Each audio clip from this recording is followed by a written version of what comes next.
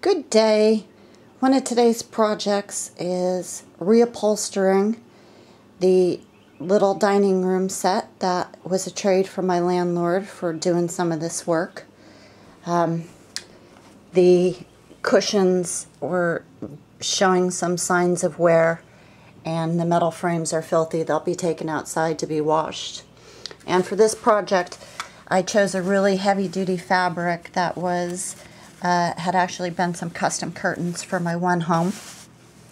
And all you need to do to accomplish this task is an iron to press out your material to make sure it's nice and flat, Phillips head, a flat head, very good material shears, a utility knife, and a staple gun. And I didn't get the staple gun out yet. So you press the material, you take the cushion off, usually it has Phillips head screws, and then with the utility knife you cut around the bottom. This is what it looks like without it. And here's just, particle board, lots of staples. And so the one I just cut, I left all the staples in because they're very hard to get out and I don't feel like looking for the pliers and doing 100 staples per cushion. So I just cut around the outside, which means my pattern, when I cut this, I'm going to need an additional couple inches to make sure that I have enough material to work with to do the stretch.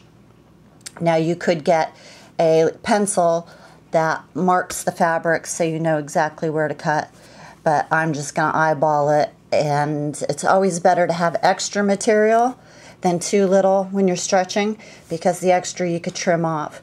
But you need a lot of material to hold on to as you're doing the stretching process. And this is much like I do for, stretching the canvases to pull it tight around. So I'll alternate. I'll do it, a staple at the top, a staple at the bottom, and then pull it across, and then start working the in-betweens on opposites, always going on the opposite. And yesterday's project, a lot of people would really have a hard time with painting a bench of this age with wood this wonderful. But, it has to match my decor. It's only one coat of primer and one coat of enamel paint.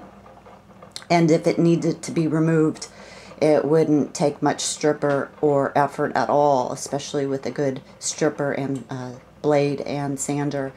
And I'm going to get another piece of this fabric and make a cushion for this bench, and eventually have another little table here to extend the dining area if need be.